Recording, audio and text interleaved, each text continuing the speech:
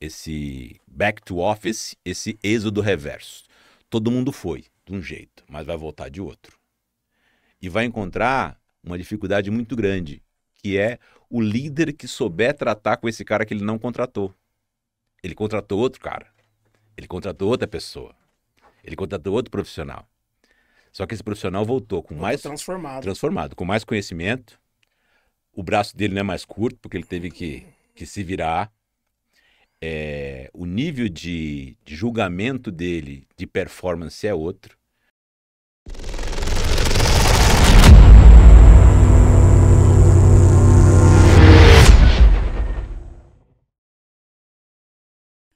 Ora, senhoras e senhores, meus ouvintes, internautas, meus amores, seus lindos. Eu sou Eric Marçal e você está em Cast. Você está no Encast, nosso podcast. Meu podcast, feito com muito amor, com muito carinho. Estamos aqui de peito aberto para recebê-los. E, como vocês têm visto nos outros episódios, estou recebendo amigos.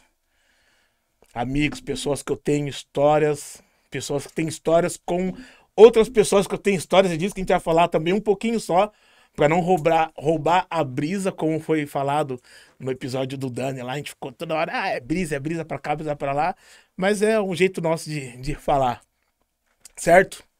Mas antes, Deus, bate aí, obrigado, mais uma, tamo junto, eu sei que a gente tá junto, você tá aqui com a gente.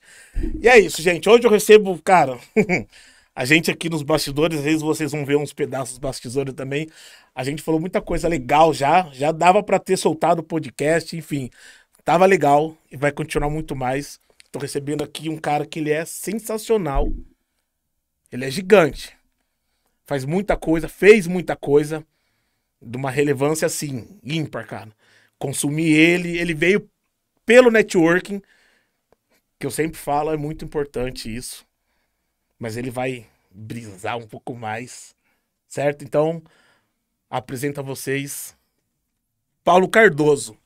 Bem-vindo, muito obrigado, cara, por ter aceito participar, por esse momento agora e em cast. Irmão, muito obrigado pelo esse convite. Muito obrigado a todos vocês por estarem dividindo o tempo de vocês, que é valioso, para nos ouvir, nos assistir aqui.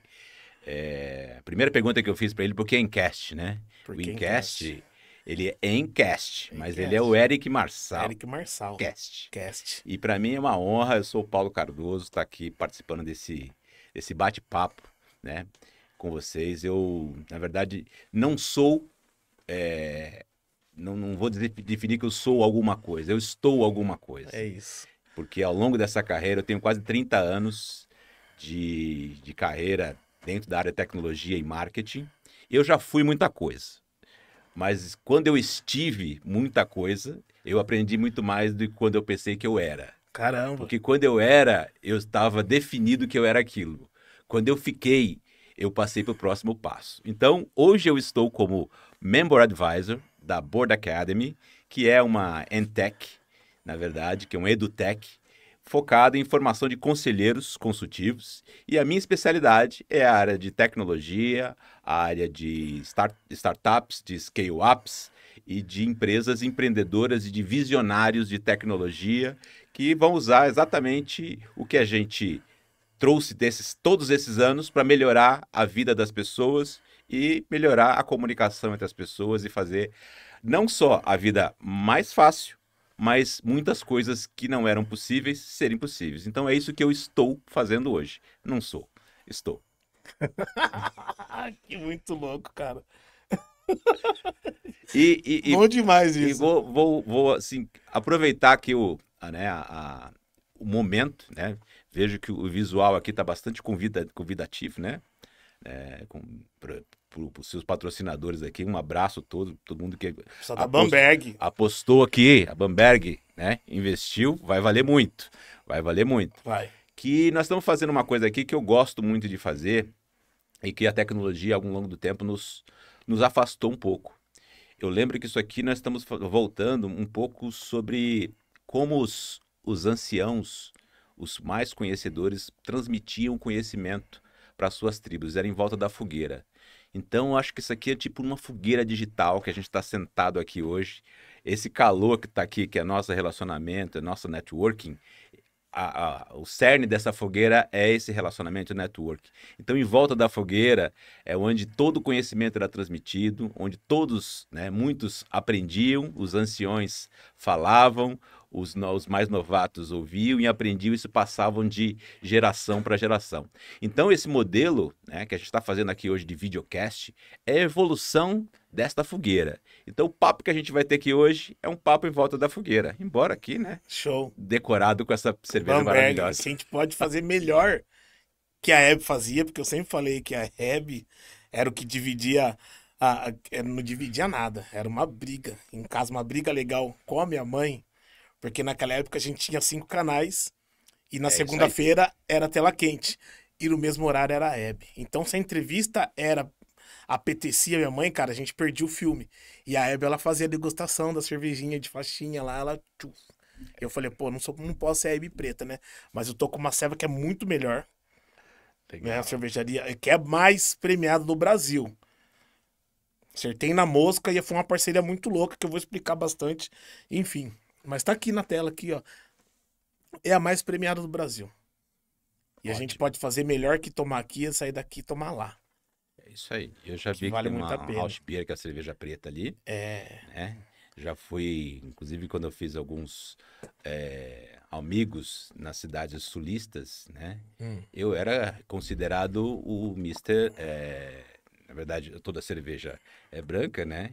Então eu era cerveja preta, mas estava na mesa. E para quem não sabe, né, a cerveja preta, né, muitas pessoas, né, tem uma tradição de que a cerveja preta é boa para as mulheres que estão amamentando. Então, Pronto. A gente pode tocar no assunto. Enfim. Mas vamos lá, você falou né, do formato hoje, né, do podcast, que essa fogueira digital. A gente pode falar que o modelo offline é o nosso churrasco, né, cara? Porque no churrasco acontece muito disso, a gente trocar bastante ideia, se conhecer, enfim, fazer novos amigos, ampliar nosso networking.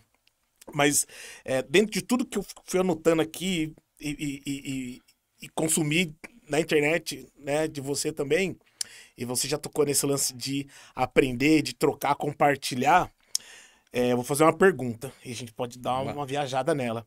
Hoje, você enxerga que o grande negócio é ensinar a ensinar?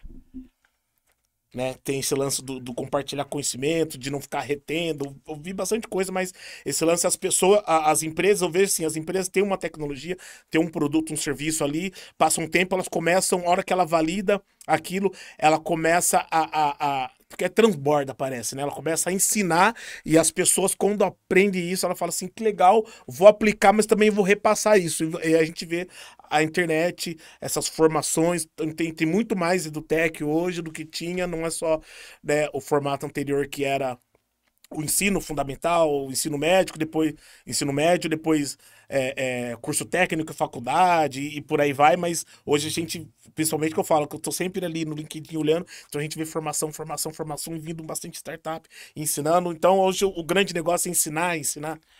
O negócio é ensinar. É ensinar. Mas, se você não tiver a técnica do ensino, você vai pregar no deserto.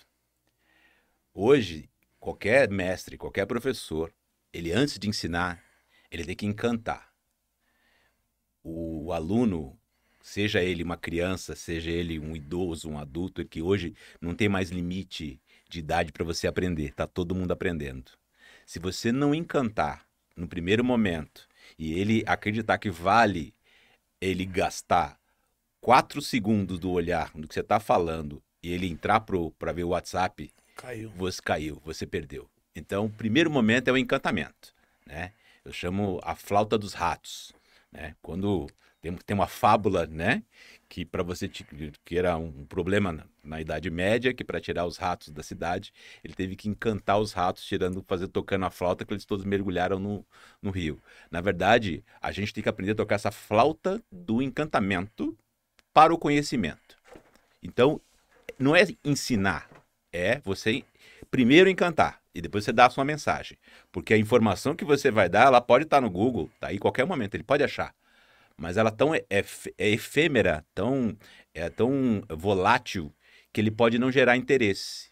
Se ele não souber o uso daquilo, o engajamento que aquilo pode dar para ele e a vantagem competitiva que ele vai ter naquele momento. Então, ensinar é o caminho, mas encantar é a técnica. Saquei, porque a gente vê, e vamos falar, né? Eu vejo que a galera tá sempre buscando muito, hoje muito mais.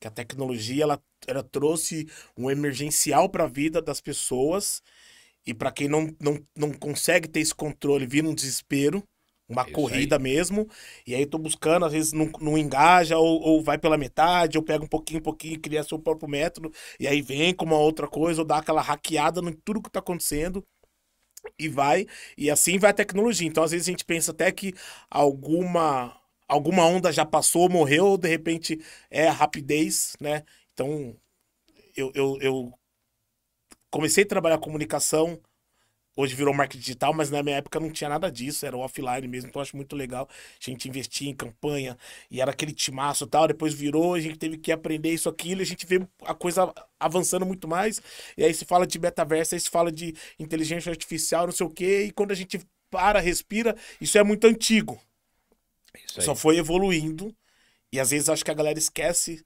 do ponto de partida, ou se teve algum ponto de partida, né, quando teve, saca? E eu vejo assim, então a galera entrou nesse emergencial, acho que tem que ter um pouco mais cuidado quanto a isso.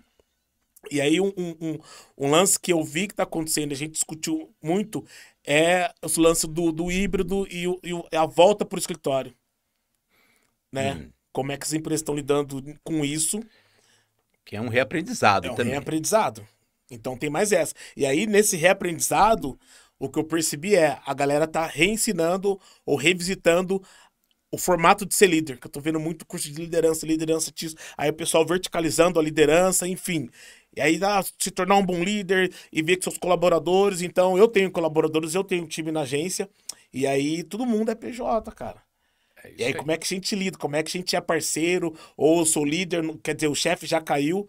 Como é que a gente lida com isso? É todo mundo colaborador, é todo mundo PJ? Pra onde vai isso aí? Todo mundo CEO. CEO.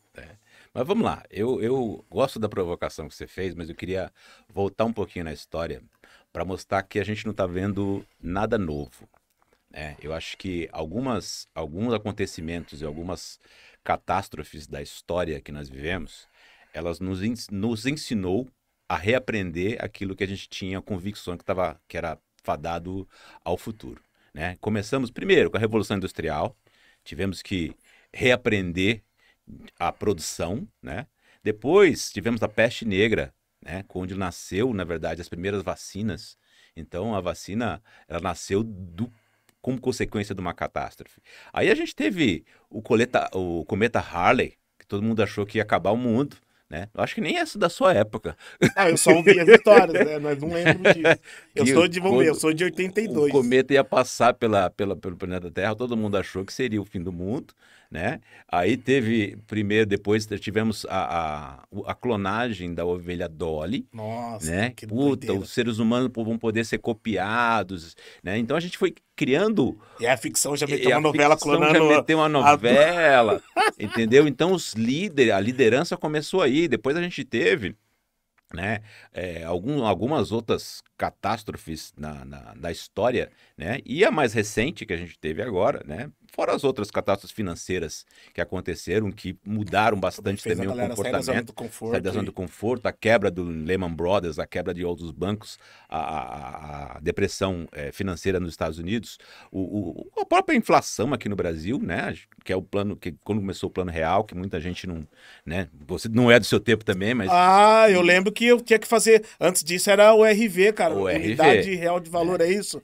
E Tinha que fazer, exatamente, a você gente tinha ia que na fazer vendinha comprar, checklist. a gente levava uma tabelinha que a gente tinha que converter. Parecia que estava no exterior. Então Quanto que vale o negócio? primeira coisa era que a gente não esquecer que de tudo que aconteceu de ruim, de um jeito ou de outro a gente saiu do outro lado.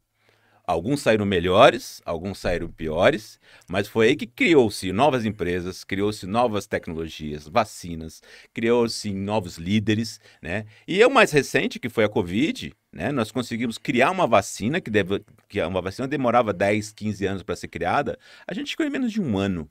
Digo a gente, a humanidade, não vou colocar aqui, né? Que foi um pânico, né? Quanto que a gente vai ter que aguentar, se vai aguentar. Vai morrer todo o planeta. Exato. Né? Então, que não é o fim do mundo, é o fim do ser humano, né? O mundo vai ficar é o fim aqui. da humanidade. Então, o que aconteceu? A tecnologia foi fundamental para todos esses processos? Foi. Né? Desde, por exemplo, se o homem tivesse a tecnologia que a gente tem hoje, em 1969, que foi o ano que eu nasci, 54 anos, né? Para ir à Lua, ele iria mais rápido, mais barato, né? E com muito mais efetividade, né? Mas a tecnologia, ele usou tecnologia para chegar lá. Só que a tecnologia não tinha o que inspirou a pessoa ir lá. Olhou para ela e falou assim, eu vou. Isso só o ser humano faz. Só um líder faz. Só uma liderança consegue engajar pessoas. Você imagina o primeiro cara que chegou, né? O Kennedy falou assim, galera, vamos para a Lua. Nossa. Os caras, você tá louco, meu. Você cheirou o quê? Você bebeu o quê? Não, nós vamos para a Lua. Assim como agora aconteceu mais recentemente, né? Elon Musk, vamos para Marte, vamos o SpaceX, vamos viajar. Então as coisas começam a ser possíveis porque precisam de líderes visionários. E isso nenhuma máquina vai fazer. A visão, a inspiração, o sonhar, né? O olhar para um impossível e dizer, eu vou fazer.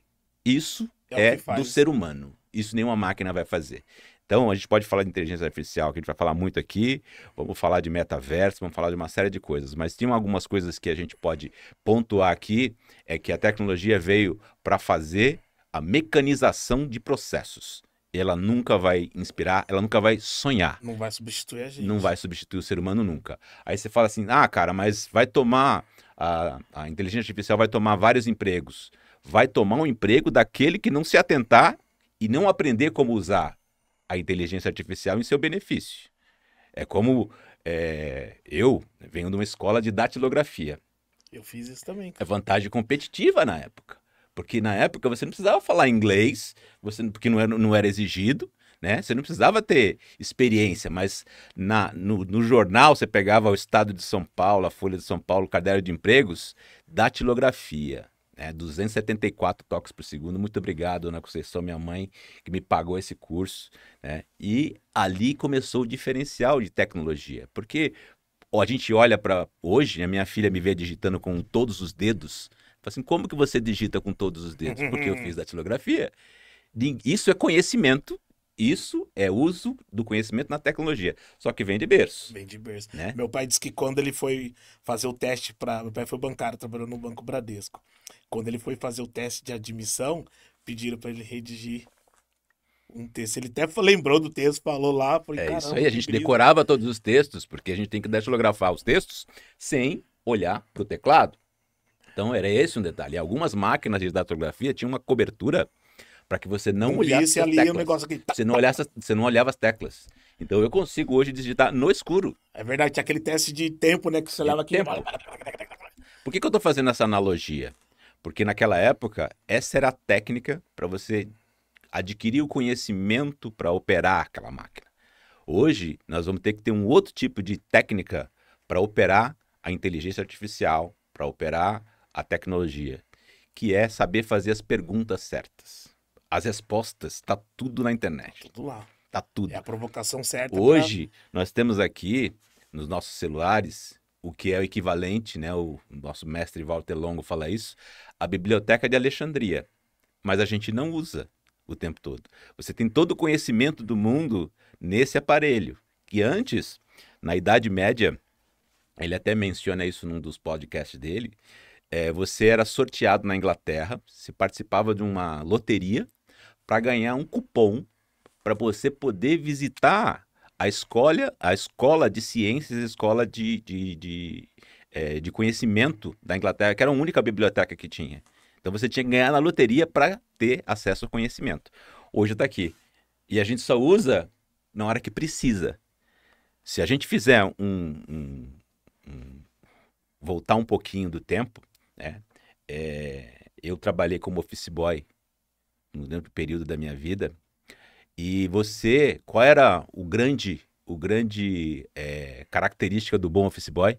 Era saber todas as ruas. Era saber ler o guia de ruas. Tinha um guia desse tamanho, Sim. que era a ferramenta do office boy.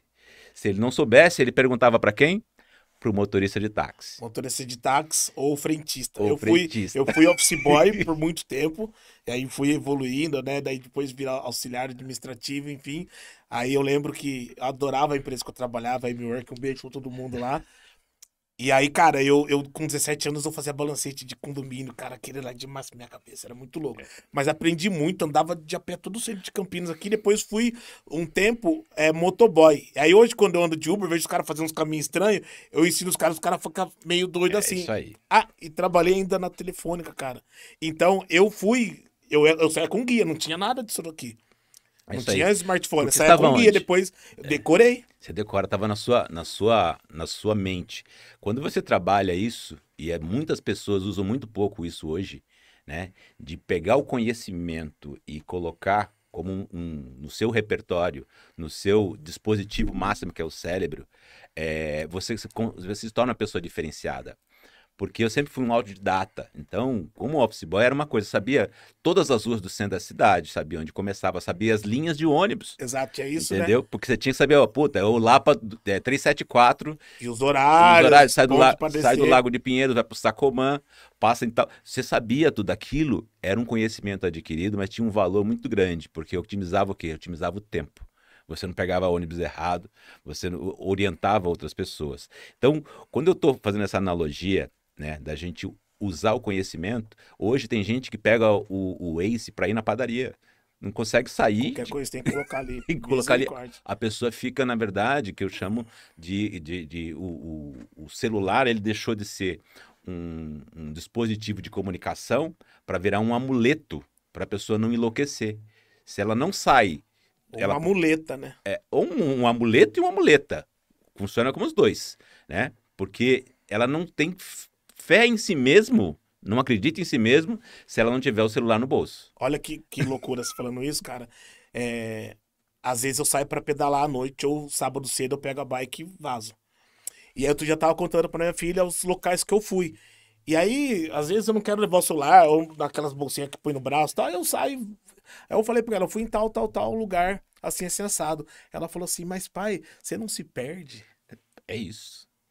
É isso. Você entende como essas novas gerações não vão ter esse tipo de conhecimento, esse tipo de educação, quando você falou aqui de ensinar, né? Se você fizer isso com a sua filha um dia, vamos fazer um rolê aleatório sem o celular. Vamos se perder, porque para chegar no conhecimento que a gente teve, a gente perdeu muito. Você perdeu. A gente pegou muito ônibus Eu já errado. perdi festa. Eu já perdi de fazer trabalho na casa de amigo, na época de ensino fundamental. Ah, você pega o nome e você fala pro motorista que você quer descer em tal lugar, você vai isso. assim, sim, em tal rua. Cara, eu passei o tempo todo, a galera ficou fazendo trabalho, eu fiquei rodando no bairro, aí eu achei o ponto que eu desci e voltei pro centro da cidade e voltei pra casa. É isso. E aí, às vezes o pessoal fala assim: você não tem medo de sair na rua sem você saber o endereço correto?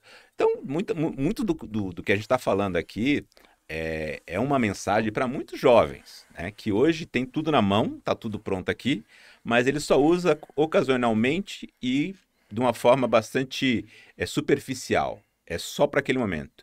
Ele pode até pegar o Waze hoje para ir do ponto A ao ponto B e você pedir para ele voltar amanhã. Ele não consegue fazer sozinho. Consegue, né? Ele não consegue, ele não aprendeu, ele não passou o tempo aprendendo o caminho, olhando qual rua que você pega à direita, qual que você pega. A gente tinha que fazer isso, porque senão você se perdia. Principalmente se você foi o office boy no centro da cidade, ali era tudo a pé, porque não entrava A onde? gente tinha que aprender a cortar caminho a pé. A cortar caminho a pé. E Isso hoje não tem mais volta, né, cara? não tem mais volta. Mas hoje da tecnologia é uma analogia que nós estamos passando por isso hoje. Você vai ter que cortar caminho a pé, porque senão você vai se igualar, na verdade, a maioria das pessoas que têm acesso ao Google. Mas você vai ter que saber fazer as perguntas corretas, saber buscar o lugar de conhecimento correto para que você não seja mais um ou você perca tempo fazendo isso, né? Então, sempre tivemos a tecnologia na nossa mão. O que diferencia o ser humano da máquina é a intuição. A máquina não tem intuição. De repente, sensibilidade de quando eu vou utilizar e para quê. Isso De aí. repente, o network é o cortar caminho também.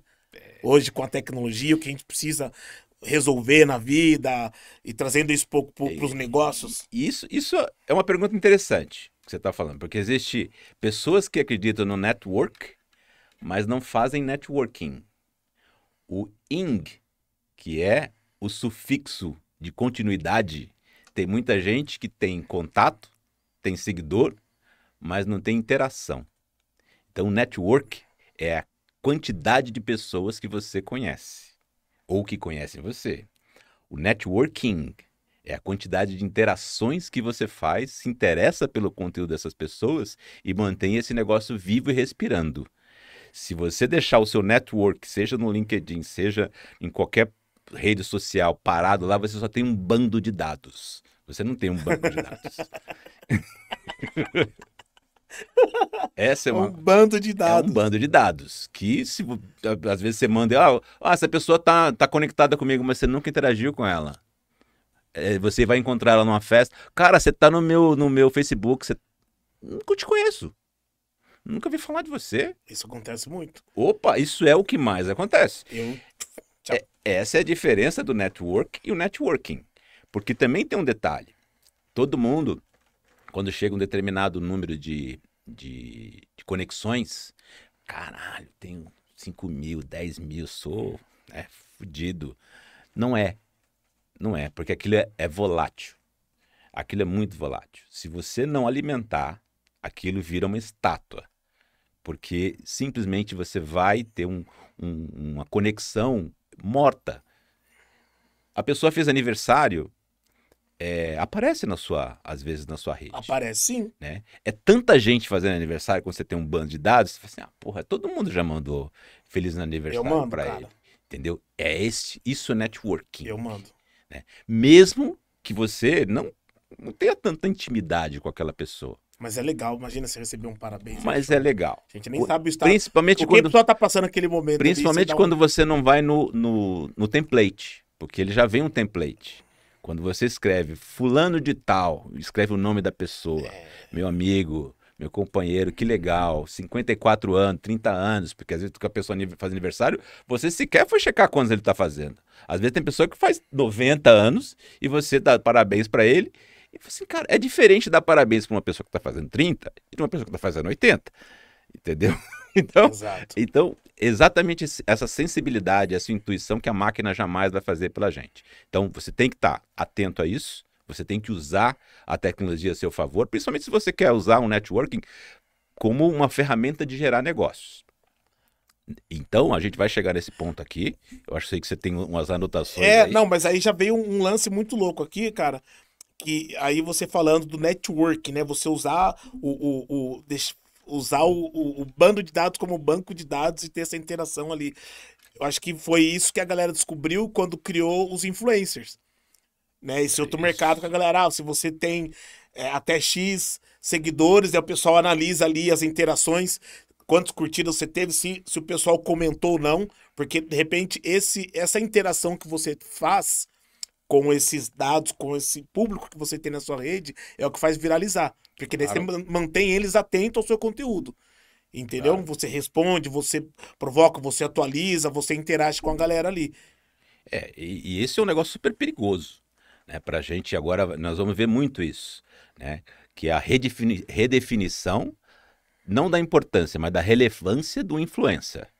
Porque, querendo ou não, o influencer é um ser humano. Sim. Né? E ele está suscetível a erro, está suscetível a ter um colapso nervoso, um colapso psicológico, ele está suscetível a fazer uma besteira, e aí a sua marca está associada àquele influencer, e automaticamente tudo que você construiu ao longo do tempo, né, ele vira um efeito dominó. Exato. Tudo que você defendeu... O influencer vira o embaixador da marca. Ele é o embaixador da marca. Ele não é preparado. Antigamente as campanhas tinham o ator preparado, o pessoal específico para isso. Agora o pessoal tá formando, tem a autonomia de fazer e eles estão surfando nessa onda. Eles estão olhando para a quantidade de seguidores que aquela pessoa tem e falam assim, cara, você vai ser meu influencer porque você vai trazer um monte de seguidor.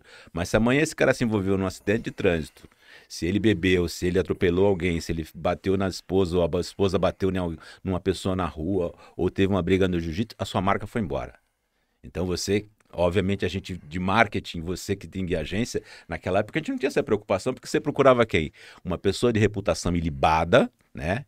É o efeito, é o padrão William Bonner. Cara, Sim. se pôr o William Bonner pra falar, ele é ser humano também. Deu ruim pra ele em algum momento. Deu ruim pra Fátima Bernardes, deu ruim pra muita gente. Mas só que anteriormente não tinha uma superexposição da intimidade, não tinha rede social. Então a rede social se limitava a quem se permite entrar dentro de sua casa. Exatamente. Entendeu? Hoje todo mundo invade ao ponto que você tá ali. Eu quero fazer igual, vou mostrar também para ter mais relevância. Então, essa disputa de relevância tá gerando essa invasão da intimidade. Isso funciona muito pro networking. Principalmente nas redes do LinkedIn, ele tem esse poder, né, de você ter um cuidado muito grande com a sua integridade. Integridade moral, né, e integridade profissional. Ali não dá para mentir. É que ele deu mancada, caiu, né? Você Ali perdeu pra todo mundo. Ali você perde para todo mundo. Porque ali a exposição é só sobrevivência, né? É o Ali trampo, ali é o ganha-pão. Você constrói tudo durante vários anos, mas qualquer coisa que acontecer naquele momento, qualquer infortúnio que você tiver, é lápide. E a gente chama de lápide digital, lápide profissional. E as pessoas começam a se afastar de você, desse negócio. Então, é muito, muito importante entender que a gente tem que selecionar muito bem quem a gente aceita muitas vezes, né? Não para criar número, né? Mas para criar relevância. E uma vez que você aceitou a pessoa, seja em qualquer rede, tem que mandar uma mensagem. Tem que ter uma interação. Senão vira um banco de dados. Não é um banco de dados. Porque o lance da pessoa, a gente trabalhando isso, o lance da pessoa te indicar, né? Ela acessar o banco de dados dela e falar assim, opa, eu consigo resolver, fala com essa pessoa aqui, isso é muito valioso, e quando ela faz isso, ela tá transbordando de gratidão, ela fala assim, meu pai, que eu conheço muito, é confiança. É confiança. E tá aqui, vai resolver a sua vida. A nossa relação começou assim. Exato. Eu vim para você por uma indicação de uma pessoa que é de minha extrema confiança. E muito louco, a gente fez muita coisa antes de se conhecer ao vivo, hein? Pois é, é verdade. Essa integridade profissional permite isso, que antigamente você não fazia negócios com a pessoa que você não apertava a mão e não olhava olho no olho. Só fala o fio do bigode. Era no fio de bigode, entendeu? Hoje a gente tem o fio de bigode digital baseado em quê? Nessa integridade, baseado nessa confiança que você tem na sua rede. A mesma coisa quando a pessoa pede uma indicação de emprego. Cara, tem uma vaga na empresa tal que é a minha cara. Você conhece o presidente. Me indica para esse negócio. A decisão é dificílima. É dificílima. Porque muitas empresas já têm os seus processos definidos ou o processo já está andando. Mas aí eu chego para você, pô, Eric, tem um cara que é meu brother aqui, puta, já contratei o cara, tô para fechar, mas pô, você pediu. Então, esse processo tem que ser muito assertivo. Ele tem que ser muito assertivo. O cara não entra e você perde. Ou acontece o pior. Ele entra, né? E um negócio não dá certo. Nossa. E aí, a sua conexão que você indicou, ele fala assim, porra, Paulo, você me indicou um cara aqui, cara, que já aconteceu comigo. Muitas vezes. Então, eu faço isso de novo com muita restrição. Com muita restrição, com mais cuidado. Mas muitas vezes eu procuro entender também do outro lado o que o cara está procurando. Né? O que o contratante está procurando, que é o meu contato. Que de repente pode não ser até aquele cara que pediu para mim. Pode ser uma outra pessoa que eu falo assim, cara, eu conheço uma pessoa muito qualificada para isso. Ou vou dar uma volta no cara que me pediu a indicação? Não. Você vai preservar a indicação que você faz, se você acha que é relevante. Então, esse é um processo que o networking ele tem que estar ativo. Então, o ING, ele é a palavra-chave, que é o sufixo mágico do network. Fora isso, cara, é só um monte de número lá que tantos seguidores, tantas curtidas, não é tão relevante hoje no mundo corporativo. E aí hoje você como conselheiro e consultor também é bastante disso que você traz para o que você vive hoje, como é que você interage com a sua rede. Claro, claro. O conselheiro, na verdade, ele é o que a gente chama, né, do porto seguro do desesperado. Né? O desesperado não quer dizer que ele esteja quebrado, falido e tal. Ele está desesperado por uma fonte de informação segura, uma fonte de indicações de caminhos seguros. A gente tem um mote lá na Board Academy que é nose in, hands out. Ou seja, a gente tem o nariz dentro do negócio e a mão fora. Você sente o cheiro, você sabe tudo, você conhece o ambiente, mas não mete a mão, porque não é o seu negócio, é o negócio dele. Saquei. Entendeu? Aí você, no seu networking, você vai falar assim, você precisa de uma assessoria contábil. Então, no meu network, este aqui é o conselheiro contábil que vai resolver esse seu problema. Eu não vou dar opinião nenhuma, porque não é a minha especialidade. Mas se você for falar de marketing, que é a minha especialidade, aí eu posso dar opinião. Mas eu não ponho a mão no seu negócio. Eu simplesmente vou fazer análise, fazer o cheiro, sentir, falar assim, cara, a gravidade é essa, a ação sugerida é essa, a metodologia é essa, as empresas que você tem que contratar, ou os profissionais são esses. Mas eu não vou fazer, porque se eu fizer, eu deixo de ser conselheiro. Eu sou um fazedor. Né? E o conselheiro não é um fazedor. Ele é exatamente aquilo que orienta os líderes contratarem bons fazedores. E eu acho que é isso que tem... Nas empresas tem dois tipos de pessoas. Acho que o Walter Longo fala muito isso. Que é o fazedor e o conector. E o fazedor é aquele que você pediu para ele, cara, precisa sair uma coisa amanhã, o cara deixa comigo, vai para cima, engaja, faz, pega, contrata todo mundo. E o conector é que fala assim, conheço uma pessoa que vai ajudar a gente nisso. E vai, né, trazer uma pessoa, trazer uma empresa, trazer um consultor, trazer uma agência, trazer um profissional. E eu falo assim, ó, esse cara aqui e tal, é da minha rede, esse é o conector. Mas qual o grande sucesso das empresas, né? O Walter Longo fala muito isso, é ter esse equilíbrio. Porque se você valorizar mais o conector do que o fazedor na empresa, se o conector tiver um salário sempre maior do que o fazedor fala assim, cara, eu faço tudo. Aí, meu? Eu carrego no piano... Se o negócio vier aí não ter minha mão aqui, eu tô lascado. Nem mais, né? Eu carrego o piano nas costas, fui eu que fiz, fui eu que pendurei o banner, fui eu que fui no evento, fui eu que montei o stand. Mas o cara contratou um palestrante para subir no stand, o cara deu show e o presidente falou assim, esse cara é fantástico. Que é aí que tá o racha nas empresas, que é aí que tá os racha nas empresas. E aí, o conector, quando a pessoa tem o DNA conector e o fazedor, onde que ele tá no mundo corporativo? Aí sim, esse é o equilíbrio. Porque existe um fator importante entre essas duas personalidades, que é principalmente o ego. Né? O ego do fazedor, ele muitas vezes ele é muito, muito menor do que o do conector. O fazedor ele não quer reconhecimento, muitas vezes. Ele é o cara que quer ver feito. E põe a mão para trás e fala assim, porra, fui eu que fiz. O conector, muitas vezes, fala assim, olha, se não fosse eu, nada disso aqui estaria feito. Nossa. Entendeu? Então, esse equilíbrio das empresas vai acontecer muito. E agora, que nós estamos vivendo, a gente vai falar disso, né? Do back to office, né? Que é o êxodo reverso. Muitas máscaras caem. Porque se tem um personagem do mundo corporativo que desapareceu na pandemia e no trabalho híbrido, no trabalho remoto, foi o puxa-saco. O cara que estava sempre almoçando com o chefe, o cara estava colado, o cara que estava sempre na sala, sentando, tomando um cafezinho, o cara, o chefe foi tomar um café, o cara estava na cola.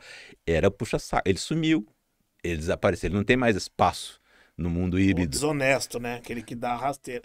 A gente tinha uma zoeira entre alguns amigos, a gente, e aí, seu desonesto? Zoando assim, né?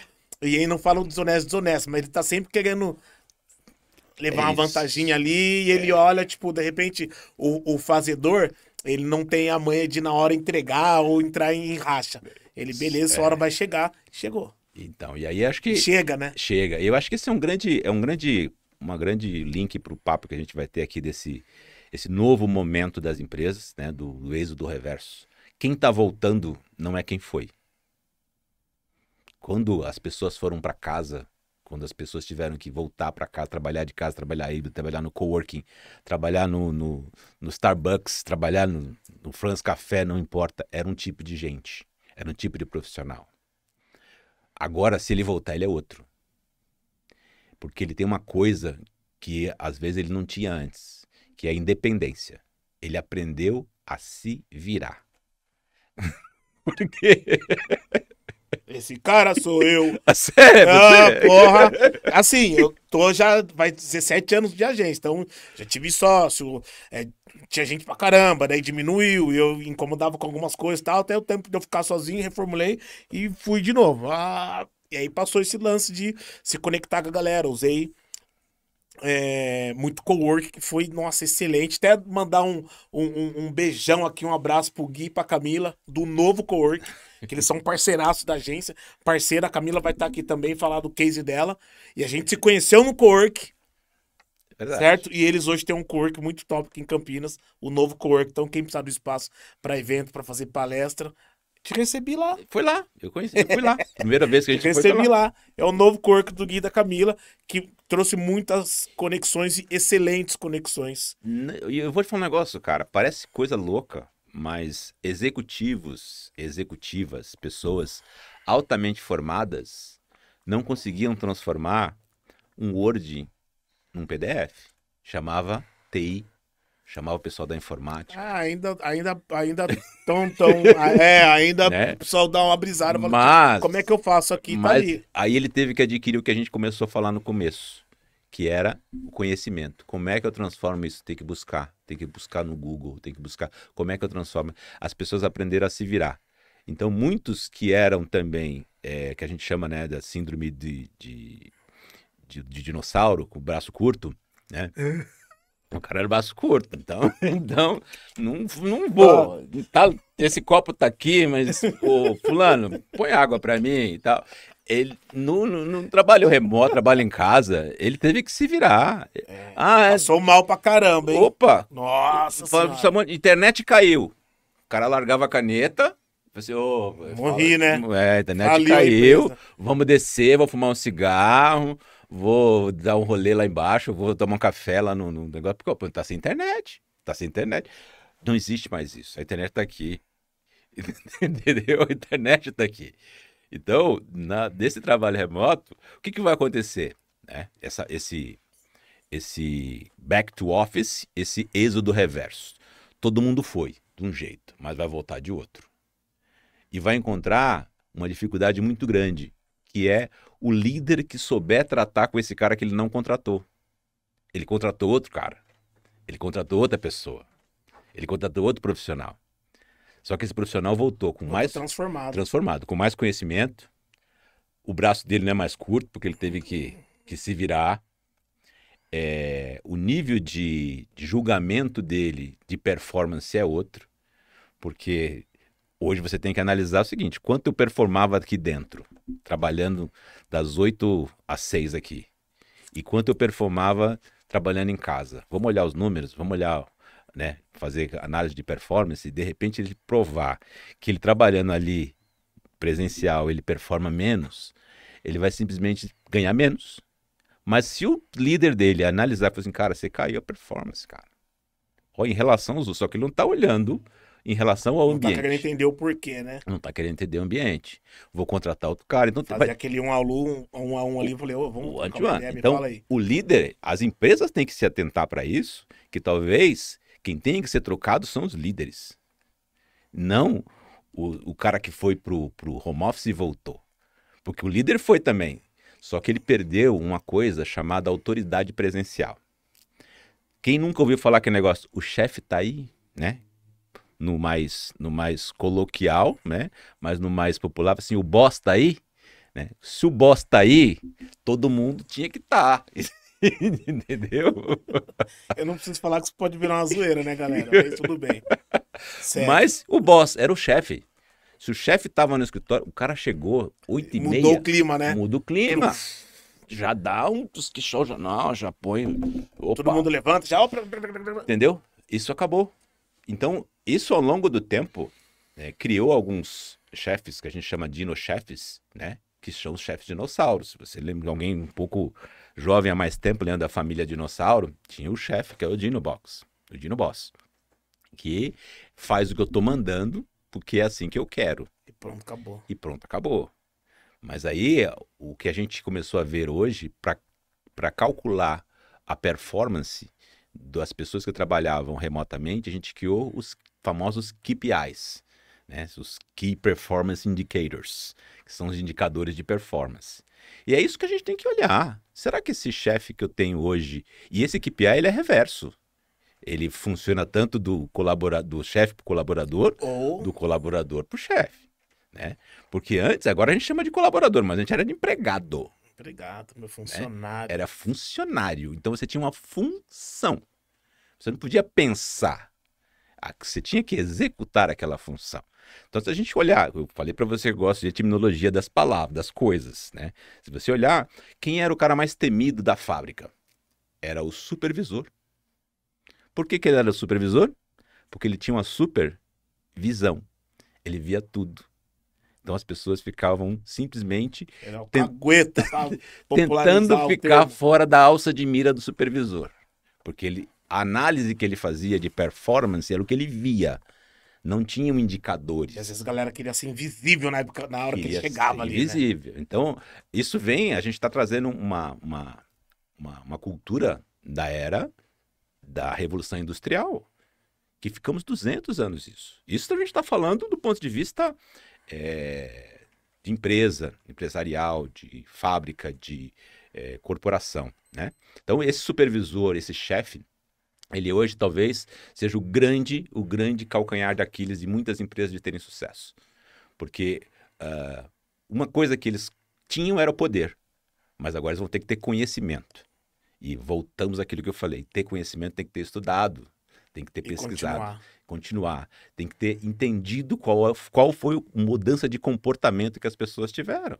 Porque quando você faz esse cálculo, eu sempre fiz isso, eu trabalhei 12 anos, 13 anos na Logitech, desses mais alguns na Life Size, mas eu trabalhava de casa, né? Então, eu fazia esse cálculo, a minha esposa saía para ir trabalhar presencialmente, saía às 7, voltava às 19, 18, né? Eu pegava a minha filha, né? Levava na escola, primeiro não, levava na escola depois de ter feito leite, arrumado ela, penteado o cabelo, né? Na época o cabelo dela dava um certo trabalho, né? Pra gente fazer aquele talento. Eu passei por isso, cara.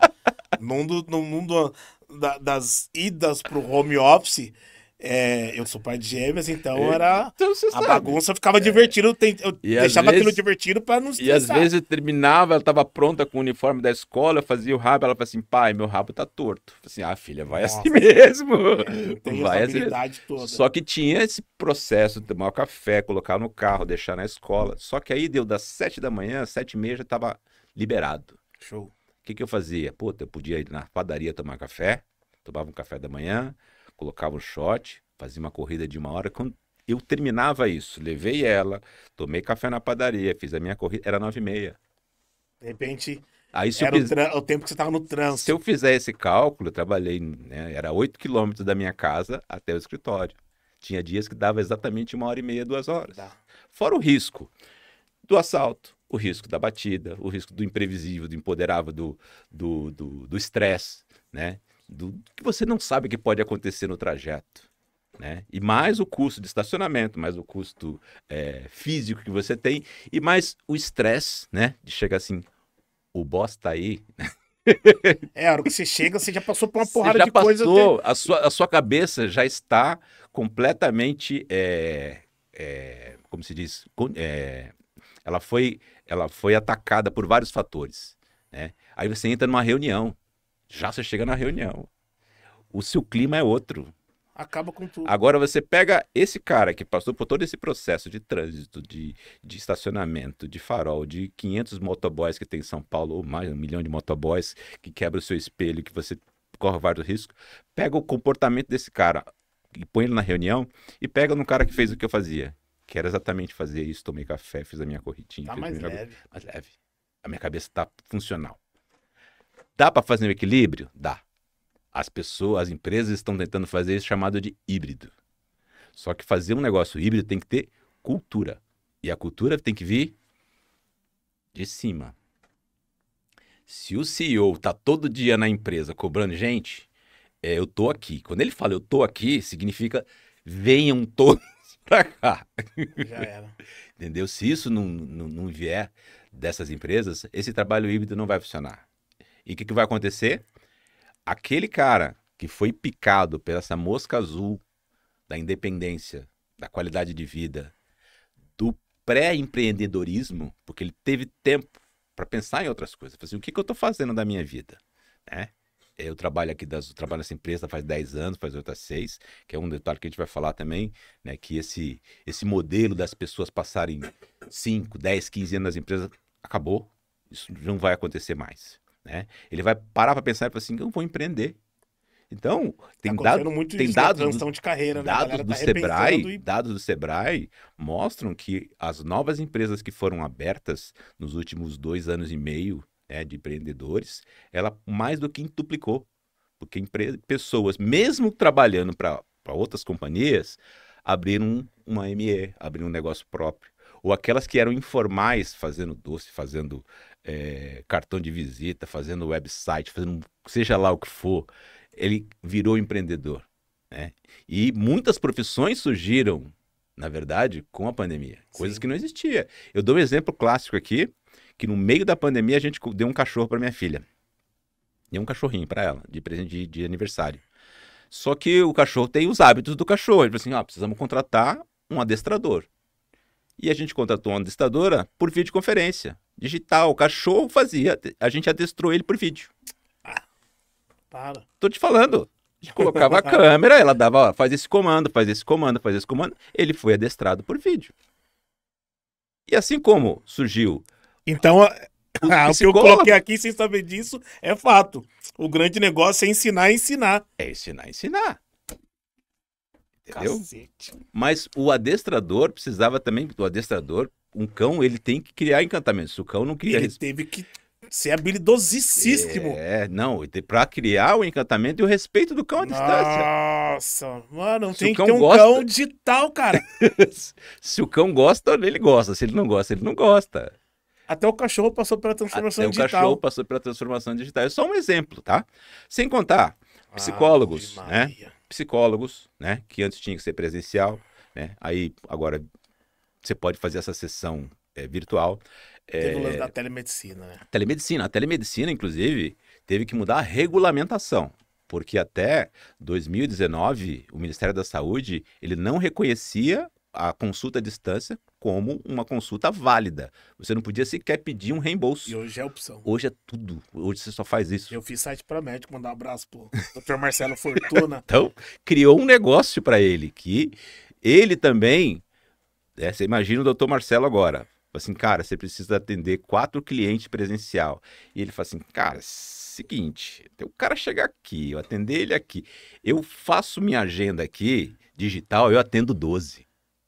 Entendeu? E ganho a mesma coisa. Ou ganho mais Ganha até. mais, faz gestão do tempo ali. Faz e gestão tal, do tempo. E vai pra cima. Né? Então ele mudou esse comportamento. Então isso foi a telemedicina. E uma das áreas onde, nossa, a gente ajudou muita gente, a gente está ajudando agora também, é a justiça.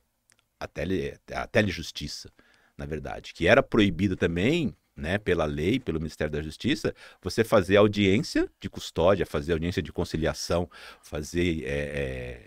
Verdade. Era proibido. A OAB era o maior inimigo da videoconferência dentre o setor judiciário, era a própria OAB, porque ela dizia que isso cerceava o direito do cliente e do advogado. O advogado falou assim, cara, se eu não cobro o meu honorário, que eu saio do escritório para ir até o fórum, daí do fórum vou até o cliente e volto, tá cobrando, é um taxímetro. Na videoconferência, aquilo já não existia. Entendeu? Então, transformou muitas profissões. A justiça ficou mais ágil por conta disso? A justiça ficou Deu uma melhorada? ficou mais ágil, ficou mais inteligente e ficou auditável. Porque tá tudo gravado. Olha aí. Tá tudo gravado. Então, você Benefícios. consegue ter, na verdade, hoje, muitos processos, né? A gente ajudou praticamente todo o sistema judiciário brasileiro a criar esses processos, de criar as atas, na verdade, né? Que antes precisava de uma pessoa que fazia toda a transcrição, né? Eu esqueci o nome da pessoa, do profissional que faz isso, né? Que tinha que datilografar ali. Não era não era uma máquina de datilografia comum, é taquigrafia. É isso aí. Ele precisava de um taquígrafo. Para documentar o que estava acontecendo na audiência. Isso desapareceu. Então, transformou muita gente. O que os taquígrafos estão fazendo hoje? E aí? Põe na descrição aí, se tiver algum taquígrafo que, na verdade, assistindo ao podcast. A taquigrafia era a super evolução da datilografia. Porque você tinha que fazer o resumo. Você não escrevia todo o processo, você tinha que fazer o resumo. Né? Então, curiosos aí, procurem os trabalhos que eram os taquígrafos, a importância que eles tiveram nesse processo, mas que agora na justiça isso mudou completamente. E antes existia uma outra coisa também que foi revolucionária, né? Que era o fato de você ter que ficar frente a frente com o seu agressor numa audiência de custódia, numa audiência de conciliação, né? Intimidado. Né? Quando você está fazendo isso virtualmente, você já não tem mais aquele risco, aquele temor presencial, né? Isso estamos falando de adultos. Agora imagina o que acontecia como se fossem crianças, né? Hoje as crianças podem ser ouvidas por juízes de forma virtual, sem precisar aparecer, e ela pode dar o testemunho dela numa audiência de custódia. Isso é válido. Então, a transformação que ocorreu... Também está com o pai próximo, tal, tá no ambiente seguro, tá em casa. Né? Ou o próprio agressor é o pai. Em muitos casos, a mãe, a gente vê muito isso. Hoje, muito mais. E aí, o que acontece? Essa criança, ela conseguia, nesse processo, né, de virtual, ele conseguir ter a empatia com o juiz, com a empatia com o advogado, para poder contar o que aconteceu realmente. Então, foi uma transformação. Estamos falando de três áreas aqui que foram transformadas, né? Empresarial, a telemedicina e a justiça. Mas o mais transformador, né, foi a educação. A educação... ela sofreu um impacto gigantesco, né, com a pandemia, com a tecnologia que foram aplicadas nas escolas, pro bom e pro mal. Aconteceu de tudo, porque ela dividiu as classes, e não as classes presenciais, ela dividiu as classes sociais, as castas, porque só quem tinha acesso à tecnologia de ponta, ou tinha acesso à conectividade, conseguia usufruir disso. Sim. Mas muitas crianças do interior, muitas crianças das periferias, só tinham um celular na casa, não tinha nenhum, não tinha internet, não tinha computador, não tinha laptop, não tinha nada. Vai um pouco mais longe até de ali a interação do pai, né? Para fazer com que a criança cumprisse, porque se, né, largava só pra escola, aprende lá em casa, tchau e benção, e como é que você faz isso? Entreguei do portão, fiz a minha parte. A gente sabe que, enfim, tudo acontece, isso também acontece. Então a educação sofreu um viés muito negativo do ponto de vista da separação de classes sociais, né? Mas também foi um grande alerta para os governos, aqueles que tiveram sensibilidade de ver que o investimento que deveria ser feito deveria ser nessa área, nessas comunidades carentes. E aí começou a surgir fenômenos como as ONGs. As próprias ONGs viraram alguns coworkings, né? A gente tem exemplos clássicos aí do Gerando Falcões, das comunidades do Lira, o pessoal da Feira Preta, a Adriana, nossa amiga, fez muito isso, cara. Sabe, começar a usar o espaço que ele tem, que já tinha recursos, para abrigar quem não podia ter esse acesso à acessibilidade. Eu lembro que na pandemia eu liderei um time de marketing de uma ONG do Rio, porque eles me acharam no LinkedIn, e aí o Gerando Falcões, eles estavam fazendo uma formação com as ONGs, e aí as que cumprissem, né, fizessem tudo direitinho, que era na verdade uma aceleração, ia ter o acesso a um investimento ali para evoluir, porque a ONG já está no ambiente de vulnerabilidade, quem elas atendem está muito mais ainda, sempre aquele negócio, cara, vou fazer aqui, vou arregaçar as mangas, fazer, e eu sempre curti o terceiro setor, sempre tô em atividade com a galera, tem o pessoal da BVH aqui de Campinas que também estão convidadíssimos para vir para cá, o pessoal do Amigos de Aruano também, falei com ele hoje cedo. A gente fazia algumas ações na brinquedoteca do Boldrini aqui. Cara, eu adoro isso aí. Enfim, fiz bastante coisa, continuo fazendo do jeito que eu posso. E aí na pandemia teve uma grande preocupação. Porque, cara, como é que a gente vai fazer agora? Os caras estão em vulnerabilidade, a gente também não pode se juntar. E como é que vai ser? E aí tem esses anjos aí que E aí você com o pega, Edu, a Gerando Falcões pra... você pega essas crianças, esses jovens, né, esses pré-adolescentes que passaram por esses 3 anos, com esse impacto que eles tiveram, que adultos eles serão, Sim. né? Como eles serão, como eles vão olhar para isso, né? De uma forma que muitos deles vão analisar e pensar assim, olha, na hora que eu mais precisei de um apoio, quem que me deu a mão? Né? Quem que me ajudou? Óbvio, o governo tem toda a sua responsabilidade, tem. Mas sabe o que faltou? E faltou para muita gente? A experiência. Faltou o aprendizado de se tratar com isso. Ninguém sabia como tratar esse tipo de coisa. Ninguém sabia como se portar nesse tipo de coisa. Né? E aí precisava do quê? Precisava de especialistas, precisava de pessoas que tivessem vivência em alguns casos semelhantes de crise, casos semelhantes de guerra, desse tipo de coisa, que eram as pessoas que podiam te ajudar. Então, nós vamos criar uma comunidade de jovens que eu falo resilientes, porque eles são resilientes. Eles passaram Sim. por um sufoco que eu passei, mas de uma forma completamente diferente. Né? E um lado bom disso que teve muito talento descoberto, né? Talento descoberto. Talento descoberto. Quando assim, o TikTokers, né? Os TikTokers que apareceram, os YouTubers que apareceram, os produtores, Instagramers, etc. São pessoas que talvez despertaram coisas de profissões dentro de si que eles talvez não tivessem dentro da escola, dentro do modelo normal, dentro do modelo formal, ele não ia ser.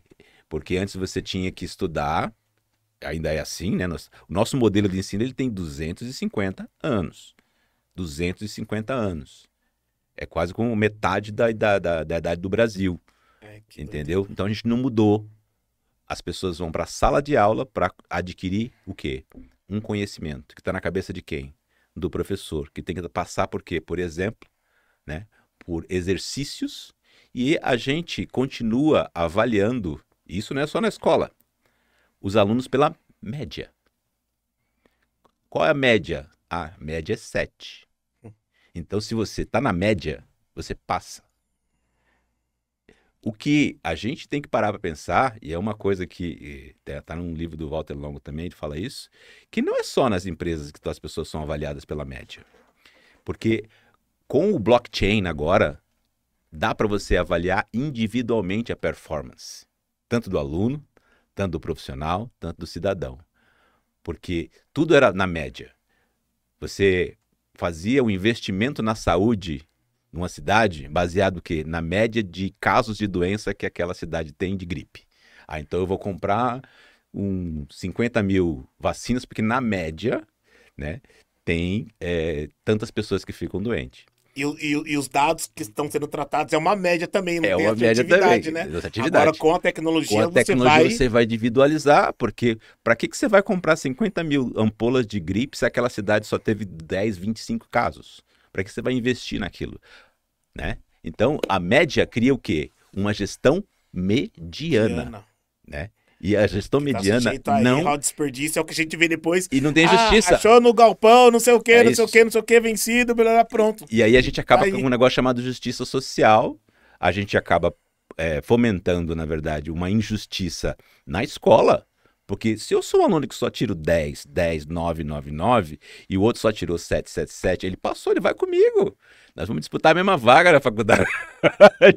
Nós vamos disputar a mesma vaga de emprego. E isso funciona para muitos casos. Eu volto nos KPIs das empresas, volto na avaliação, no gestor que avaliava a equipe pela média. Galera, fizemos uma cota.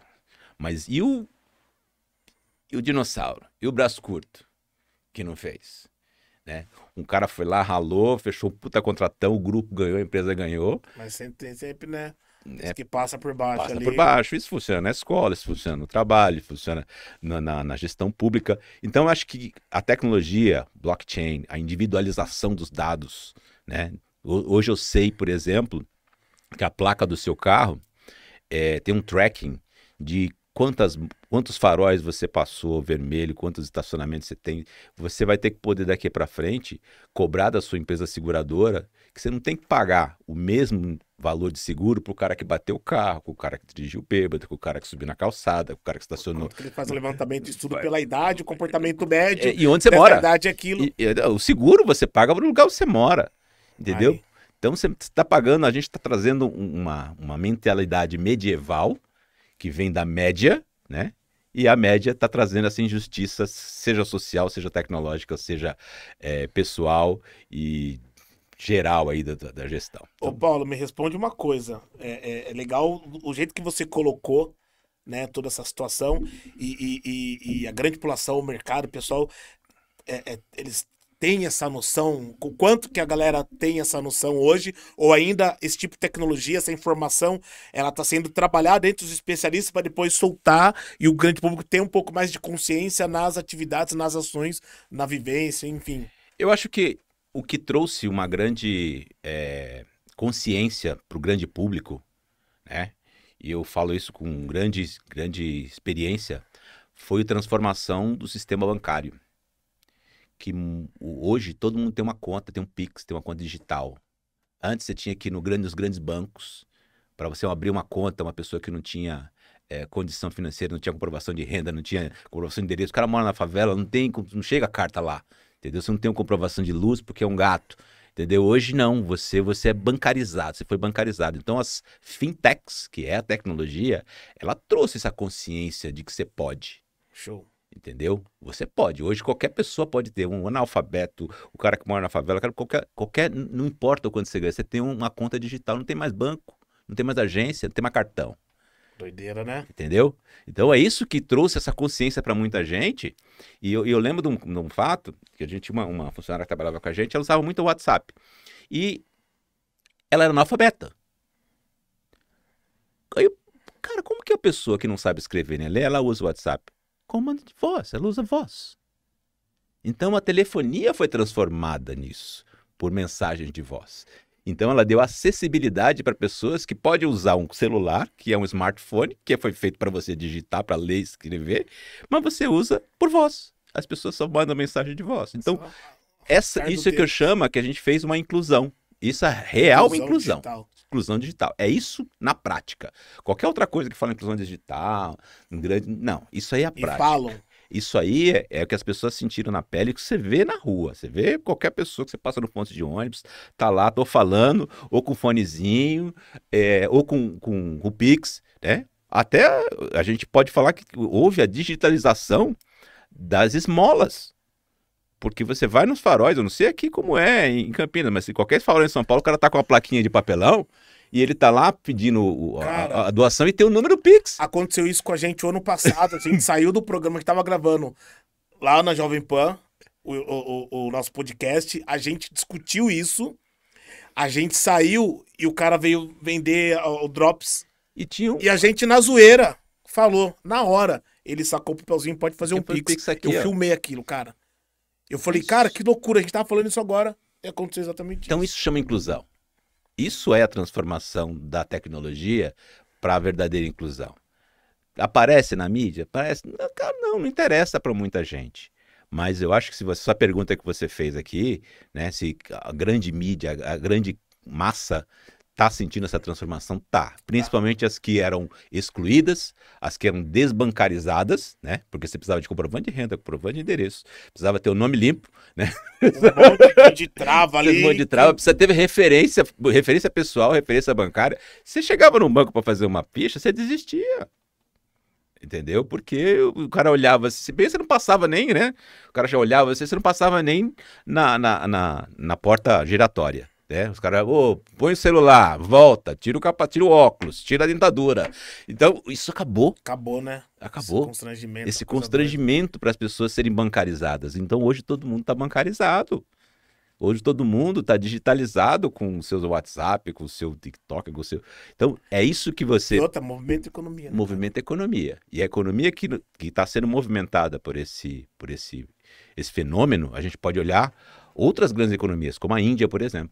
A Índia é a economia mais digitalizada do mundo. E a gente vê que tem uma pobreza estrutural gigantesca, né?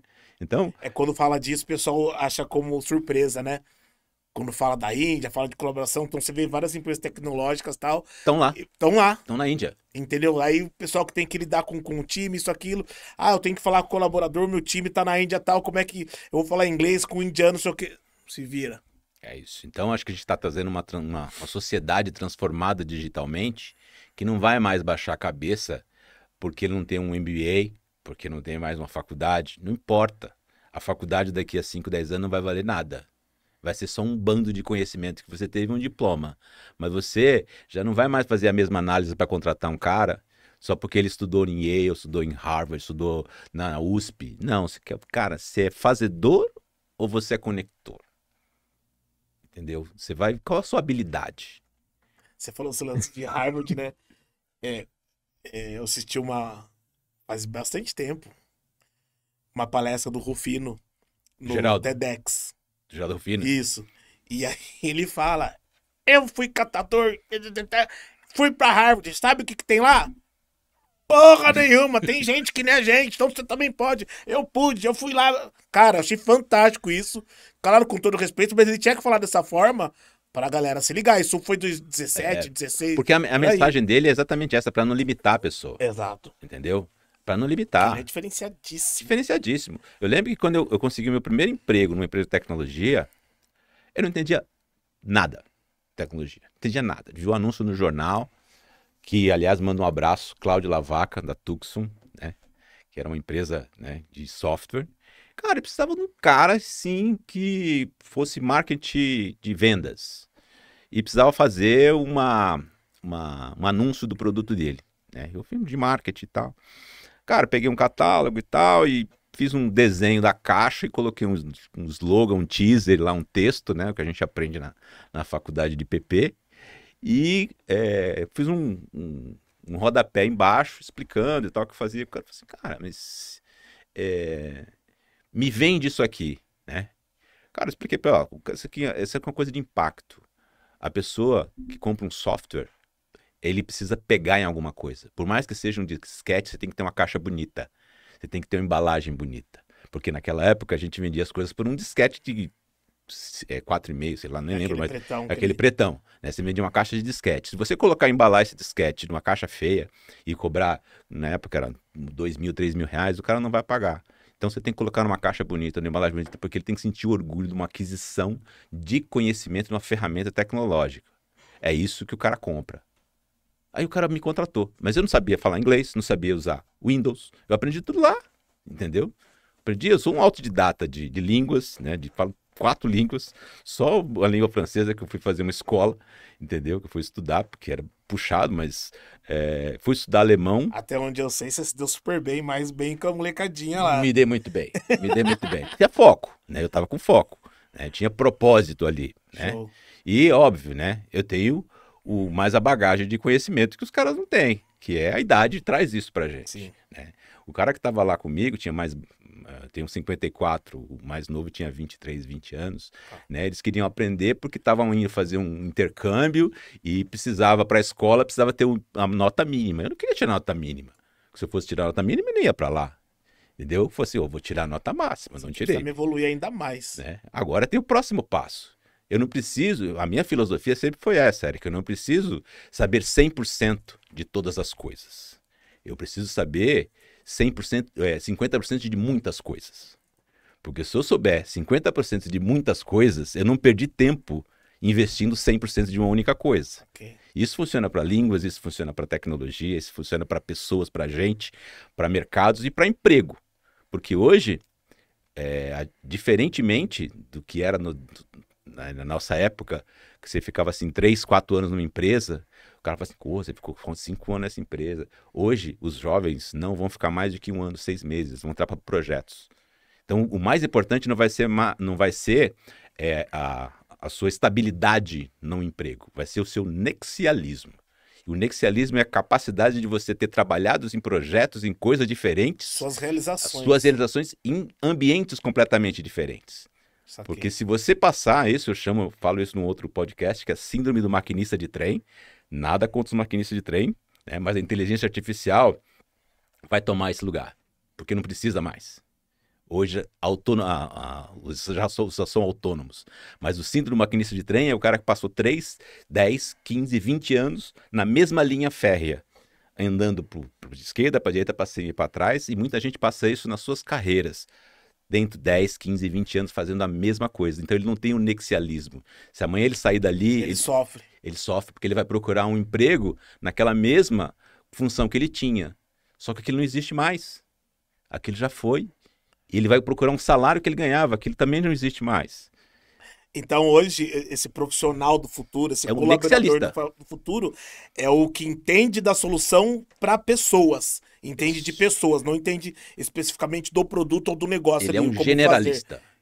Então, aí eu vem trazendo essas coisas, eu vejo que eu sempre tive com o raciocínio certo, não pensava, né? Isso não tá formatado, mas muitas vezes fui questionado assim, por que você como agência não atua num nicho específico, numa agência especialista? Eu falei, não, porque eu gosto de gente. E aí, quando o network me manda alguém diferenciado, eu sei dar um exemplo porque algum outro cliente tem uma história que cabe, alguma aplicação que cabe para essa informação. Você tem então, eu vou trazer algo novo. Porque às vezes esse cara, ele já sabe, porque o cara que tem uma empresa, ele já vem, ele é craque no negócio dele. Entendeu? Então, como que a gente vai gerar um benefício e enxergar o benefício pro cliente dele? Então, eu sempre falo, o meu cliente tem um cliente, tem que saber deles, de repente esse cliente dele tem mais um cliente. Eu tenho que estar ligado lá na ponta, quase no fim. Entendeu? Então, isso é comportamento de pessoas. É isso aí. Sabe? Conhecer de gente. Conhecer gente. Saber entender. Conhecer gente é comportamento, né, humano. E comportamento humano ele muda de acordo com o quê? Com o ambiente, de acordo com o que a gente chama de necessidade. Necessidade do tempo, né? Se tem uma coisa que ajuda a evolução e ajudou a evolução humana, foi a necessidade. Sim. Foi por causa da necessidade que se criou as ferramentas rupestres, desde a pré-história, desde da agricultura, desde do arado, a Revolução Industrial, foram necessidades. E a gente continua agora com a necessidade. E a necessidade que a gente tem agora é exatamente essa. Saber entender de gente, de comportamento, porque as máquinas vão fazer o trabalho pesado. As máquinas vão fazer a nossa planilha de Excel, né? Que você vai falar assim, cara, eu preciso fazer uma planilha que faça isso, que mostre o fluxo financeiro. E aí o chat GPT vai te entregar a planilha pronta. Você gastou tempo para pensar no que você precisava. Eu quero uma apresentação de PowerPoint com isso, que demonstre isso aqui. Quero gráfico, eu quero vídeo, eu quero isso, eu quero aquilo. Então você vai ter que aprender a fazer uma coisa que é pergunta. Quem não souber perguntar não vai ter espaço nesse mundo de inteligência artificial. E para saber perguntar, qual é a fonte de conhecimento que você tem que ter? É bagagem, é repertório, é língua portuguesa. Porque você vai ter que saber escrever. Sim. Ou língua inglesa, porque muitos também são de inglês. Então, a necessidade que você vai ter no futuro com a inteligência artificial é saber, não é formular. Saber comandar ela. É comandar ela. É o que a gente chama de prompt. É o prompt de comando. É o prompt de comando. Então, Voltamos pro DOS. Quem estudou informática lá atrás, a gente via toda hora. O prompt de comando, eu ficava, caramba, quem que criou essas brisas? Hoje tá desvendando C++, tudo. C, dois pontos, barra, e toca. Hoje vai ser o prompt, ele voltou. E aí, onde tá esse profissional? Que doideira. É o profissional que estudou COBOL, é o profissional que estudou Visual Basic, é o profissional que a gente chama da geração da cabeça prateada. São os caras de 50 a mais. Esses caras vão voltar pro mercado. Que é o que a gente não Grey hair. Exatamente. Conversando com os meninos da Shift aí, JP. Seu lindo. JP, qual que é o perfil do que leva Grey hair? É isso aí. Falei, fala um pouco mais. Tá bom, eu sei que ele é. Eu que sou negão, o Grey não vai ficar hair. E esses profissionais o hair não vai ficar Grey. Estão cada vez mais raros. Porque eles aprenderam língua portuguesa, geografia, ciências, biologia, matemática, física, química, educação moral e cívica. Todas as matérias que hoje são estudos sociais, todas as matérias que hoje são subjugadas pela escola, a gente cria uma bagagem de conhecimento. E esse conhecimento vai ser fundamental para você saber fazer a pergunta. Principalmente você saber o que é a diferença, né? Se você perguntar hoje para qualquer criança ou qualquer adulto, né, define o significado da palavra, né, ao lábaro que ostentas estrelado, tá? no hino nacional. 99% das pessoas do Brasil não faz ideia do que significa isso. Boto fé. E diga o verde louro desta flâmula. Cara, o que é o verde louro desta flâmula? Que é o verde amarelo da bandeira, que é a fâmula. Né? O lábaro que ostenta estrelado, que é o céu azul à noite, né? Que lábaro é céu à noite. Então, isso é conhecimento, e só quem estudou, só quem leu dicionário, só quem teve bagagem de leitura vai conseguir fazer as perguntas certas. Se você chegar para o chat GPT hoje e falar assim, faça uma ilustração de um lábaro estrelado com um verde louro de flâmula, ou defina em imagem o hino nacional brasileiro em uma língua coloquial. É isso. Vou fazer isso.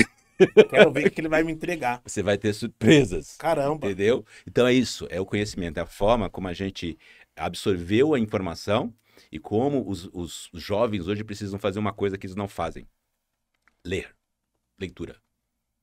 A leitura, tem gente que não lê nem placa de rua, porque está no Waze. Entendeu? Não consegue ler mais, não consegue absorver. E a leitura, ele cria, além de um processo físico e psicológico de relaxamento, né? Porque você baixa a sua pressão corporal, a pressão sanguínea. Você tem um processo de absorção de informação num ritmo lento, diferente do computador, diferente do celular. Então, a leitura, ela tem um benefício gigantesco, além de você poder se transportar, né, para vários lugares. Sim, Né? eu recomendo muito isso. Eu tenho esse hábito, continuo. Tenho a parceria do pessoal da Livraria Leitura, que em 2017, 2018, a gente comecei a palestrar para empreendedores lá, com os amigos. Então abriu espaço ali, então a gente fazia até um combo ali do que a gente ia falar na palestra, com alguns livros de empreendedorismo ali pra galera, porque ali tava o lance de, as livrarias vão sumir por conta da internet, isso, aquilo, tal. Gente, peraí, eu sou fã, eu compro o livro mais do que eu dou conta de ler. É isso aí. E às vezes as pessoas falam, não leio não leio muito rápido, eu gosto de ler pausado, mas eu leio mais de um livro junto. Eu vi que você falou lá no podcast. Eu faço isso porque na escola, quando a gente estudava um monte de matéria junto. Você tinha que estudar e dividir. Tinha que ler. E é legal pra você, né, pegar uma parte ali e tal. Então eu gosto dessa vibe. E eu criei um hábito também, de assim, terminei um livro, eu vejo alguém que tem uma afinidade com aquele conteúdo, eu dou aquele livro para aquela pessoa, eu repasso. Porque na pior das hipóteses, né, você não vai ser um letrado isolado. Você vai ter um assunto para discutir. O cara lê o mesmo livro. O cara vai discutir o mesmo assunto. Vai ter um ponto de vista, vai ter um ponto de discussão. É diferente de você debater uma série que a pessoa assiste, mas ele tem um componente emocional muito grande na série. Os livros nem tanto. O livro tem um componente de conhecimento, de intelectualidade bastante grande. Então eu leio, terminei um livro, eu acho que o cara vai adorar esse livro aqui. Sim. Mando pelo correio, entrego pessoalmente, falo, cara, você precisa desse livro, tá aqui, faço dedicatória, porque ele na minha estante, ele já cumpriu o papel social dele. Show! Da hora! Ele só vai ocupar espaço. Entendeu? Muito bom. Mas se eu fizer uma doação desse livro para um sebo, para qualquer outro lugar, talvez ele não cumpra o papel social, ele vai virar simplesmente um material de reciclagem. Vai para reciclagem. E não é isso que a gente quer para nossa tão valiosa cultura que está dentro dos livros. Você falou de série. Algumas das séries que eu escolho assistir, eu tenho um olhar diferente para trazer alguns ensinamentos que tem sempre uma mensagem ali. Semana passada eu tava até falando com o Dani de várias coisas, e aí eu peguei e falei pra ele do Walking Dead. Ele zumbi e tal. Eu falei, cara, não tô olhando pro zumbi. Eu tô olhando ali pro contexto dos caras criando comunidade, o lance do perdão, sabe? Tem o lance de liderança. Né? Tem várias coisas e traz um monte de lição. Por que chegou naquilo e pra onde que vai evoluir. Tem uma semiótica. Entendeu? Mas, então, o zumbi, deixa o zumbi pra lá. Mas é muito diferente, é só um ingrediente ali. É muito diferente de você pegar um filme, uma série, e se essa série tiver um livro, e você lê o livro daquilo, o seu entendimento é completamente outro. Exato. Eu fiz isso com Harry Potter. Isso aí. Eu fiz isso com Harry Potter. E Harry Potter tem uma mensagem tão subliminar de conhecimento, né, que a autora do Harry Potter, ela foi recusada 12 vezes, o livro, né, antes de ser publicado. Você imagina o arrependimento das editoras. Ou né? Depois que, né? né? Então, isso aconteceu em outras áreas também. E aí aconteceu em outras áreas, mas você tem esse olhar, né, para o livro em relação à série, em relação ao filme, porque você entra dentro dele. Você é que nem você é diferente, Capitães de Areia. Eu adoro, né? Alguns livros que viraram filme, mas o contexto quando você leu foi outro, né? E eu acho que vale a pena a gente ter essa experiência, ter esse olhar, né? De imersão e também um pouco de paz de espírito, né? Que você Baixa, né? baixa a tensão, baixa o nível, baixa o E estresse. nos dias de hoje tá Né? precisando. Caramba, ficou um podcast, ficou um episódio bem diferente. Eu gostei disso aqui, cara. Gostei disso aqui. Eu tinha colocado até uma pergunta, quase uma pergunta final, assim, mas vai meio com provocação. A gente falou bem de liderança e comportamentos, lance de ensino e tal. Eu acho que aqui ficou uma grande mensagem para os novos líderes nesse lance do back to off, né? Assim, eu acho que a gente vai ter que evitar uma coisa que eu vejo lá na frente como o novo suicídio do cubículo. Você trazer de volta para dentro dos cubículos das empresas, dos espaços compartilhados das empresas, as pessoas que você deixou um certo tempo com a liberdade de trabalho, você vai ter que ter um cuidado mental muito grande com essas pessoas. Eu chamo isso de unleashed dog treatment, que é o tratamento do cachorro. Quando você solta ele no parque, solta a coleira dele, isso é um unleashed dog. Ele dá aquela volta fantástica, ele se sente livre, etc. Você põe ele de novo na coleira, põe ele dentro de casa. Mas quando você pegar a coleira para passear com ele de novo, a sensação de liberdade dele vai ser completamente louca, porque ele sabe que ele vai para o parque. Ele sabe que tem vida lá. E ele dentro da coleira não tem. Então, as empresas estão tendo que ter esse cuidado com os Unleashed Dogs Employees. Eu acho que esse é a grande mensagem que a gente tem que deixar aqui. Volta para o êxodo reverso, é legal, tá todo mundo junto, só que não é a mesma pessoa que você conheceu, é outra. Caramba. Caramba. Muito obrigado, cara. Eu que agradeço. Muito Agradeço obrigado. bastante. Eu falei em outros episódios, a sensação que eu tenho aqui de trazer as pessoas, convidar as pessoas até o podcast para descobrir, desvendar muito mais do que é mostrado, é sensacional. Legal. Que é aquele lance, né? A porta que a gente abre, a porta que a gente bate, ela abre e a surpresa é gigantesca. É muito bom isso. Porque é um compartilhamento, é um lance. Porque, por isso que eu falo, né? Do que a gente vai tratar? A gente vai tratar, cara. A gente tá aqui. Se você está em cast. É isso aí. Pra ficar à vontade e falar, porque é muito legal. Porque eu aprendo muito. Você ensina Entendeu? muito. Eu aprendo muito, a gente troca e acho que a galera que tá assistindo fica tipo, nossa, porque eu tava falando, né? Pô, eu fiquei, o que eu posso fazer de diferente nessa retomada do podcast, que você me perguntou por que o Encast e tal, e eu fiquei um tempo pensando como é que eu vou fazer, fiquei consumindo e tal, falei, caramba, e não posso entrar numa competição com os que eu tava assistindo, que são muito bons e levam as grandes personalidades, porque a gente vê que parece uma repetição, né? Com toda a qualidade que tem. Mas a minha rede, eu vejo valor na minha rede. Legal. Saca? Mas a hora que chega aqui, eu vejo que é gigantesca, é muito mais do que eu imaginava. Não, e você trouxe uma coisa da última conversa que nós tivemos, né? Que você teve um contato com o pessoal da África, né? Sim. E esses conteúdos que a gente constrói, que a gente publica aqui, nós temos muito da realidade desses países. E eles vão conseguir consumir isso na língua portuguesa, ou com as traduções, ou com os prompts que a gente fizer aí de legendas, né? E vão se transportar para cá. Eu tenho muito feedback disso. Então, mais uma vez, agradeço você me convidar para a gente sentar aqui nessa beira dessa fogueira digital, né? Que sacada, Regada cara. aqui a nossa Bamberg, Bamberg, né? Parceiraça. E Maria, muito obrigado, viu? Tamo poder junto. compartilhar um pouco desse conhecimento, dessa vivência que eu tive ao longo de todos esses anos.